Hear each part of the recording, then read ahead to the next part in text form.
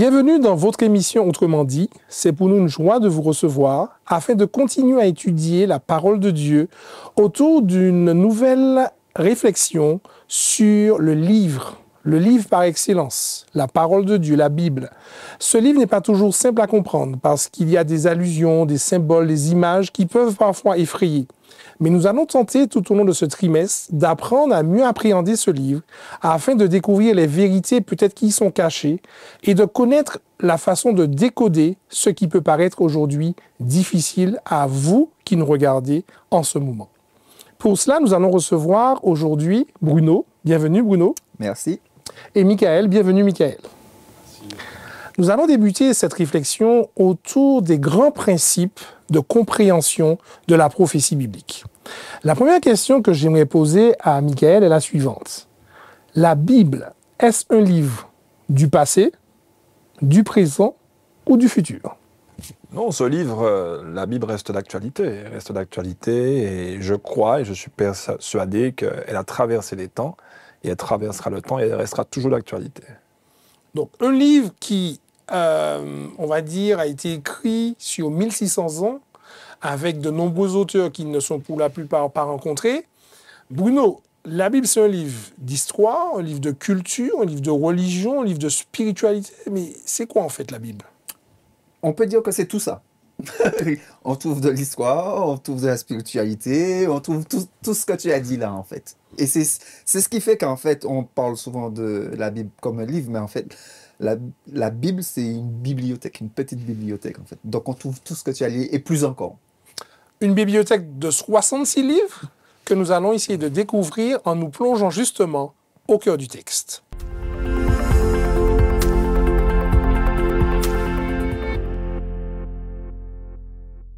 Nous allons véritablement chercher à comprendre est-ce que cette Bible que nous avons aujourd'hui entre les mains a des codes, a des symboles, est-ce qu'il y a un dictionnaire qui nous permet de comprendre? Alors Bruno, depuis quand lis-tu la Bible? Pour être honnête, on va dire que ça fait un petit moment maintenant. Un petit moment maintenant, mais depuis quand on va dire que j'ai une autre vision de la Bible. Parce qu'effectivement, au départ, on peut commencer à lire la Bible juste comme ça, ou bien même entendre parler de certains textes. Et après, quand on commence à s'intéresser vraiment à la Bible, quand on commence à lire la Bible, notre vision commence à changer et on commence à voir toute cette interaction qui est entre justement les différents livres et on se rend compte que ça ne vient pas d'un homme, en fait. Donc la Bible vient de qui? La Bible vient de Dieu. La Bible vient de Dieu. Michael, la Bible vient de Dieu. C'est ce que Bruno vient de révéler ou de rappeler. Mais quand je lis Ésaïe 55, au verset 9, qui nous dit que Dieu, enfin, on peut prendre le texte d'ailleurs, Ésaïe 55, verset 8, à partir du verset 8 d'ailleurs. Oui. « Car mes pensées ne sont pas vos pensées et vos voix ne sont pas mes voix, dit l'Éternel. Autant les cieux sont élevés au-dessus de la terre, autant mes voix sont élevées au-dessus de vos voix et mes pensées au-dessus de vos pensées. » Michael, à la lecture de ce texte, peut-on comprendre la Bible? Puisque si, selon ce que Bruno dit, la Bible vient de Dieu et que Dieu a un tel décalage par rapport à nous, un tel éloignement, sommes-nous en mesure de comprendre sa parole? La question, elle est juste, parce que je crois que Dieu qui est Dieu, justement, et si son désir, c'est de nous transmettre un message, justement, c'est parce qu'il est Dieu, je crois qu'il est capable, avec toute l'intelligence infinie qu'il a, d'apporter un certain langage. Oui, peut-être au premier abord, peut être difficile à comprendre, mais je suis persuadé, étant Dieu, qu'il se fera comprendre et qu'il se fait comprendre. Il se fait comprendre dans un langage humain pour parler de choses spirituelles et de choses divines. Mais est-ce que la Bible a des codes? Est-ce que la Bible a une façon particulière de se présenter à nous? Est-ce qu'on l'aborde de façon simple? Comment, aujourd'hui, appréhender le livre qu'on appelle la Bible, Bruno? Par rapport à la question que tu poses, nous voyons que même Jésus, quand il s'adressait à ses contemporains, il prenait les choses simples. Il parlait de bœufs, de vaches, d'herbes, d'épis, de graines. Et on voit effectivement que derrière tout ces mots simples qu'il prenait, il y avait des images, il y avait des histoires qu'il racontait pour justement que ses contemporains puissent arriver à une certaine compréhension, en fait. Donc, comme disait Michael, on voit que le Dieu qui est infini se met à notre niveau pour que nous puissions avoir la compréhension de différentes choses, en fait. Là, tu parles des évangiles, mais quand je vais prendre Daniel ou Apocalypse, Bruno, je vois qu'on parle de bêtes, je vois qu'on parle de femmes, je vois qu'on parle d'étoiles. Enfin, y a-t-il une codification? Comment faire pour comprendre toutes ces images, parfois, qu'on voit dans les livres comme Daniel et Apocalypse? Tout à fait. Pour revenir aux paraboles de Jésus, nous voyons que Jésus prenait justement des exemples, des comparaisons, et après il expliquait. Mais c'est pareil pour Daniel et c'est pareil pour l'Apocalypse. Il y a effectivement des images, il y a comme tu dis, des symboles, mais nous voyons que la Bible s'explique par elle-même. Et c'est ce qui est beau en fait. Et c'est ce que je disais au départ, c'est là qu'on voit que le Dieu qui nous guide, qui nous dirige, est infiniment grand, infiniment intelligent, infiniment près. En fait, je ne pourrais pas finir. Donc, tu dis, Bruno, que la Bible s'explique par elle-même. On peut effectivement tirer a priori d'un verset une correspondance, une explication, un code. Pourquoi donc, avec ce même livre, autant d'interprétations aujourd'hui? Si la Bible s'explique par elle-même, qu'est-ce qui fait aujourd'hui qu'il y ait tant de religions, qu'il y ait tant d'interprétations, tant de compréhension, Miguel? La question, elle est juste. Parce que, comme l'a dit Bruno, dans la parole, donc la Bible s'explique par elle-même. Alors, la Bible va dire, d'autres auteurs comme Pierre et d'autres vont dire qu'il y a des passages aussi quand même qui sont difficiles. On ne va pas se leurrer non plus. On ne va pas dire qu'on ouvre la Bible, voilà. Non, il y a aussi des passages difficiles. Alors, qu'est-ce que je veux faire ressortir? C'est que, certes, Dieu se fait comprendre, mais il faut être rempli de l'Esprit de Dieu. Parce que c'est une chose que de chercher, parce que Dieu nous laisse cette capacité de lui montrer qu'on l'aime, qu'on a envie de découvrir sa volonté, on a envie de lui plaire, on a envie de vivre pour lui, on a envie d'être sauvé. Et puis on a envie de découvrir ce message d'amour qu'il a pour nous. Même s'il nous montre que quand on parle de prophétie, c'est encore un autre niveau. C'est-à-dire qu'il y a, dans la Bible, il y a une partie où on parle du salut, où n'importe qui, l'enfant qui a 12 ans, qui est capable de comprendre certaines choses, il comprend que Dieu l'aime. Il y a une autre partie qui nécessite plus de compréhension. D'expérience, et là on a besoin des anciens qui ont l'expérience de la parole, qui ont aussi donc l'esprit. Il y a une Bible pour les petits, il y a une Bible pour les grands. Alors oui, alors c'est intéressant parce que, comme disait Bruno, la Bible est une bibliothèque. Il y a des endroits où on boit du lait, et l'apôtre Pierre dira, oui, là c'est du lait, c'est ce lait là non frelaté, mais aussi c'est de la nourriture solide, où Pierre dira, mais c'est difficile à assimiler, et d'autres l'ont tordu et se sont perdus. Et on se retrouve effectivement aujourd'hui à avoir différentes interprétations parce que, malheureusement, il y a des hommes qui oublient que pour pouvoir lire aussi la Bible et comprendre les passages difficiles, c'est jamais sur les passages simples qu'on diverge. Il faut l'Esprit de Dieu. Et comme il y a un seul esprit, si on est soumis à ce même esprit, on aura une seule interprétation. Juste pour rebondir sur ce que Michael disait, je vais prendre le texte de 1 Corinthiens 2, verset 10, qui dit « Dieu nous les a révélés par l'Esprit, car l'Esprit sonde tout, même les profondeurs de Dieu. Lequel des hommes, en effet, connaît les choses de l'homme, si ce n'est l'Esprit de l'homme qui est en lui. De même, personne ne connaît les choses de Dieu, si ce n'est l'Esprit de Dieu, en fait. » Pour aller dans le sens de ce que Michael disait. Et c'est effectivement, on peut avoir une bonne compréhension du texte, tout comprendre, donner des explications du texte, mais sans comprendre ce qu'il y a, le message qu'il y a derrière le texte. Donc, oui. Alors, Bruno, on peut comprendre ce que le texte dit, mais on ne va pas comprendre ce que le texte veut dire. Alors, soyons quand même honnêtes. Oui. Tous ceux qui lisent la Bible, qui appartiennent à différentes religions, j'espère, lisent la Bible avec l'éclairage que donne l'Esprit. Oui. Pourtant, on n'est pas d'accord sur certains passages, certains textes. Quels sont les principes que tu pourrais donner nécessaires à une bonne compréhension du texte biblique? Déjà, à quoi sert la Bible? Je pourrais te répondre par le texte de 1 Timothée. C'est ça qui dit que la Bible est pour instruire, pour corriger, etc. Mais en réalité, nous comprenons que par rapport à la question que tu poses, que effectivement que nous étudions et que pourtant il y a quand même différentes personnes et on a l'impression que nous sommes guidés par l'Esprit. Si nous revenons à la Bible, nous voyons que à l'époque de Jésus, qu'il y avait les docteurs de la loi. Il y avait les docteurs de la loi qui étudiaient la Bible, ils connaissaient la Bible mieux que nous qui sommes assis là aujourd'hui, en fait. Ils connaissaient la Bible, pourtant, ils n'ont pas saisi que Jésus qui était devant eux, c'est de lui que parlait la Bible, en fait. Et c'est d'où la première chose, c'est avoir de l'humilité. Ok, donc un des principes, l'humilité, très bien. L'humilité par rapport à la parole de Dieu. Et ensuite, effectivement, se soumettre à l'Esprit de Dieu. Parce que on peut, comme je le disais, avoir une bonne compréhension de ce qui est écrit, mais nous ne comprenons pas ce qui est derrière. Et c'est l'Esprit de Dieu qui nous le permet. Et si on ne s'humilie pas, l'Esprit de Dieu ne pourra pas nous permettre d'arriver à cette compréhension, en fait. Un premier principe présenté par Bruno, l'humilité. Deuxième principe, la soumission. Est-ce que, Michael, il y a d'autres principes qui, pour toi, sont importants dans l'approche vis-à-vis du texte biblique? Bien évidemment, donc c'est aussi la prière. Donc, c'est-à-dire, avant d'ouvrir la Bible, on a cette dimension-là qui peut paraître anodine, mais elle rejoint cette dynamique d'humilité. C'est-à-dire, avant d'ouvrir, prendre cette position et de dire à Dieu, écoute, c'est toi qui as parlé, c'est toi qui t'es révélé. Alors montre-moi ce que tu as me montré. Donc, ce temps où je vais prier est un principe fondamental. Et je me rappelle tout jeune, hein, et jusqu'à encore aujourd'hui, je n'ouvre pas. Alors, on en a tablette aujourd'hui, c'est un petit peu différent. Mais moi, avant d'ouvrir ma Bible, il fallait que je prie le Seigneur. Enfin, Seigneur, écoute, c'est ta parole, c'est toi qui parles, c'est toi qui sais ce que tu veux nous dire. Parce qu'on peut prendre un texte, on peut dire à un texte tout ce qu'on veut. Vous prenez un texto, on vous envoie un WhatsApp, tu dis, il a écrit ça, mais il a voulu dire ça. On peut faire dire tout ce qu'on veut à un texte. Tout à fait. Et pour confirmer ce que tu dis, nous voyons que le diable, quand il a tenté Jésus, c'est avec le texte. Tout à fait. C'est avec le texte. Et c'est un psaume qu'on aime beaucoup souvent, c'est le psaume 91. Et il pense le texte pour justement emmener Jésus dans une direction. Qui veut dire qu'on peut avoir les codes.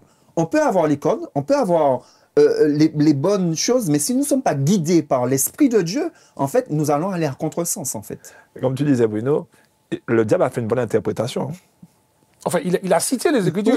Il a bien interprété. Oui. Parce qu'en réalité, ce psaume est messianique. Il savait qu'il s'appliquait à Jésus. Et Jésus, connaissant les Écritures, il savait que c'était pour Jésus. Donc là, il savait que ce psaume était messianique. Tu parles de quel psaume exactement? Le psaume 91, très précisément. Et il va lui dire maintenant, écoute, là où il y a le problème, c'est l'application. Jésus va dire non, on n'applique pas ce texte. Donc, il y a interprété et appliqué. Donc, c'est une chose d'interpréter. Il avait bien interprété. Si tu tombes, il va faire que ton pied avec tes jambes contre une pierre. Ben, oui, c'était vrai. Il avait bien interprété. C'était pour Jésus. Mais dans l'application, l'application n'était pas bonne. Il ne fallait pas que Jésus saute. Il ne fallait pas que Jésus tente le Seigneur. Non. Là encore, on voit qu'il y a l'interprétation, mais il y a encore l'application. Aujourd'hui, il existe plusieurs versions de la Bible. Il existe plusieurs interprétations, voire même plusieurs applications. Est-ce que, quand je lis Jérémie 9, verset 24, mais celui qui veut se glorifier, se glorifie d'avoir de l'intelligence et de me connaître. Bruno, la Bible permet-elle de connaître Dieu? Oui, tout à fait. D'ailleurs, en citant Jean 5, verset 39, c'est Jésus qui parle, qui dit « Vous sondez les Écritures parce que vous pensez avoir en elles la vie éternelle. Ce sont elles qui rendent témoignage de moi. » Je cite aussi Jean 3, verset 17, qui dit « Or, la vie éternelle, c'est qu'ils te connaissent, toi, le seul vrai Dieu, et celui que tu as envoyé, Jésus-Christ. » Ce qui veut dire que, oui, nous avons bien compris que la Bible permet de connaître Dieu. Et c'est dans la Bible que nous allons apprendre à connaître et à découvrir ce Dieu. Mais comme nous le voyons, comme nous le comprenons, comme tu le poses la question, c'est-à-dire le fait de lire la Bible ne nous permet pas, le fait de lire la Bible simplement ne nous permet pas de connaître Dieu. Parce que plein de gens lisent la Bible, comme tu l'as dit. Plein de gens connaissent la Bible, hein, peuvent citer des textes, mais ça ne veut pas dire qu'ils connaissent ce Dieu-là, en fait. Et effectivement, nous voyons qu'il y a une nécessité de faire l'expérience, justement, de rencontrer ce Jésus. Parce que les contemporains de Jésus connaissaient la Bible, ils étudiaient la Bible, ils connaissaient les prophéties, mais ils n'ont pas su toucher du doigt à Jésus. Ils n'ont pas connu Jésus, ils n'ont pas connu ce Dieu-là, en fait. Donc ça nous montre bien qu'il y a une limite de la lecture de la Bible si nous ne sommes pas disposés à laisser l'Esprit de Dieu nous expliquer et nous conduire dans cette parole, en fait. Donc, si je prends les différents éléments que vous avez exposés, on parle d'humilité, on parle de soumission, on parle de l'esprit. Michael a parlé aussi de la prière. Bruno vient de nous parler à nouveau d'une expérimentation pour une mise en application. La Bible, du coup, c'est pas un livre ordinaire. Est-ce un livre mystique? Est-ce qu'on pourrait aller jusqu'à dire que il faut faire attention? Il y avait aussi à l'époque, peut-être encore aujourd'hui, des gens qui accordaient à ce livre un caractère un peu sacré, c'est-à-dire il fallait rien poser dessus. Si la Bible est dans la voiture, je n'aurai pas d'accident. Est-ce que tous ces éléments, tous ces principes n'ont pas aussi parfois tendance à rendre ce livre un peu mystique et éloigné de ce qu'il est vraiment, Michael? La question, elle est riche. Elle est riche, donc je vais essayer d'y répondre assez directement. Comme l'a dit Bruno, cette parole, telle qu'elle est écrite, elle est lettre morte. Si on ouvre la Bible, on tourne les pages, on la lit, on va y lire des récits, on va y lire des histoires, on pourra même lire la prophétie. D'ailleurs, à l'époque, un des plus grands théologiens du monde était athée. Donc, on pourrait avoir une science de ce livre. Mais ce livre ne vit que lorsque j'ai une relation avec Dieu qui se révèle à moi. Et quand je vais comprendre ça, bien sûr que ce livre-là, je vais en prendre soin parce que c'est comme une lettre d'amour que ton père ou ta mère peut-être t'aurait laissée. Tu ne la laisseras pas traîner n'importe où. Mais ça ne voudra pas dire que, c'est magique. Et le texte prend vie lorsque ma foi est mise en action, lorsque ma foi est mise dans ces paroles que Dieu m'a données. Donc, si on se rappelle, les filles de Sheva, ils vont vouloir délivrer certains juifs de démons. Et ils vont dire, voilà, au nom de Jésus que Paul... ils ont pris une volée, ils ont pris une raclée, ils sont tous repartis nus. Pourtant, ils ont cité les Écritures. Ça montre bien, comme a dit Bruno, ce que Dieu, à travers la parole, veut, c'est qu'il cherche cette relation. En fait, Dieu veut entrer en relation avec moi à travers sa parole. Et donc, toute la protection, même si je pose un livre quelque part, c'est quand cette parole demeure en moi que, elle vit, je suis protégé, voilà. Et après maintenant, peut-être qu'on y reviendra, mais la partie prophétique est aussi une partie intéressante de la Bible, où Dieu montre aussi sa puissance, parce qu'en donnant des prophéties, Dieu s'est révélé en montrant il transcende l'histoire. Il est hors du temps. Il est capable de mettre des prophéties 2000 ans plus tard. Et à travers des symboles qu'il y a mis, on ajoute, la Bible s'interprète par elle-même, on prend tel symbole, les lions, c'est le léopard, c'est Babylone. Ok, d'accord, le lion, c'est Babylone. Et on arrive à dire, waouh, Dieu nous montre qu'il gère l'histoire. En quelque part, Dieu se révèle et il me dit, je suis souverain. Donc ça me rassure. Je domine le monde. Ça me donne envie de le connaître et d'être sous ses bras. Merci Michael, merci Bruno pour ces éléments tirés du texte biblique. Nous allons maintenant aller un peu plus loin dans la réflexion avec des clés pour aujourd'hui.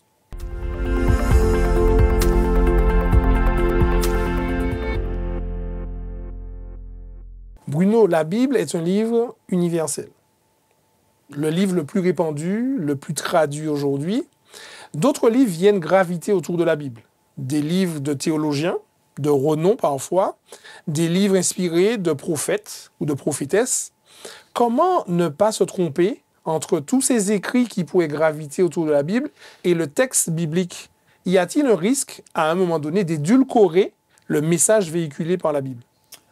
Oui, c'est une très belle question. Et effectivement, il ne faudrait pas que nous puissions tomber dans le piège de s'appuyer sur certains d'autres livres qui contrediraient en fait la Bible. Et c'est là la clé en fait. Aucun texte, autre texte écrit, la Bible elle-même, elle ne se contredit pas. Et d'ailleurs, il y a un texte dans la Bible qui dit « L'esprit des prophètes est soumis aux prophètes », qui veut dire que on ne peut pas trouver dans la Bible un texte et dire que c'est une vérité. On doit le trouver automatiquement ailleurs dans la Bible. Pareil, si jamais il y a d'autres livres, d'autres écrits qui viennent pour expliquer la Bible et qu'on ne retrouve pas, qu'on est incapable de retrouver ce qui est expliqué dans la Bible, ça veut dire que ça ne vient pas de la Bible en fait. Nous devons avoir ça en tête en fait.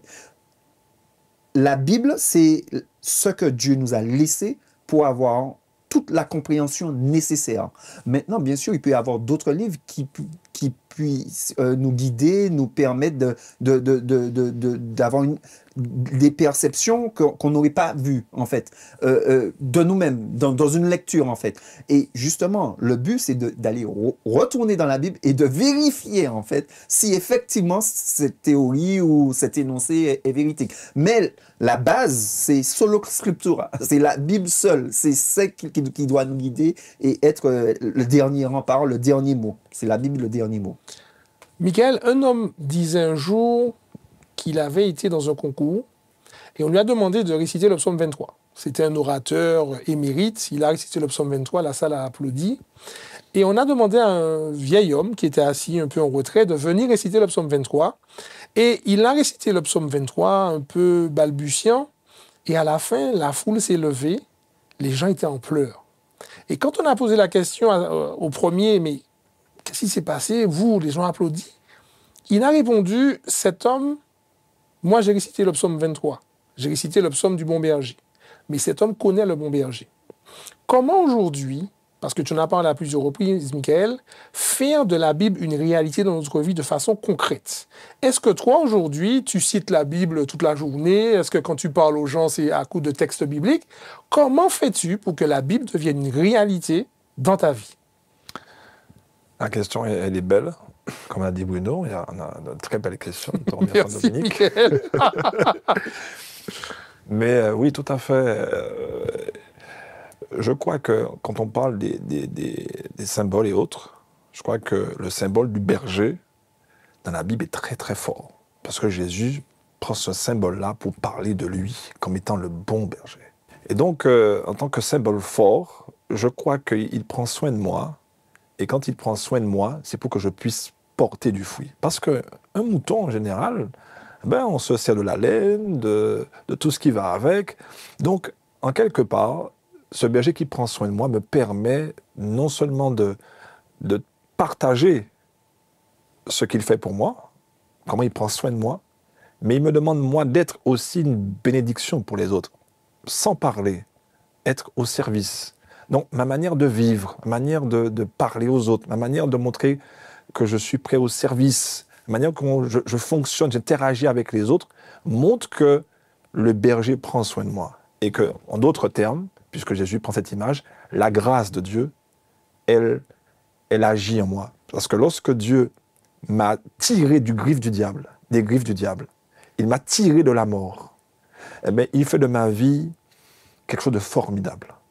Et je peux le témoigner parce qu'on voit les résultats, on voit le travail du berger. On ne peut pas avoir une brebis qui est pas entretenue, ça ne peut pas être une brebis du bon berger. C'est pas possible. On reconnaît les brebis du berger. Il y a un résultat palpable, visible. On les voit, les bergers. C'est un bon berger.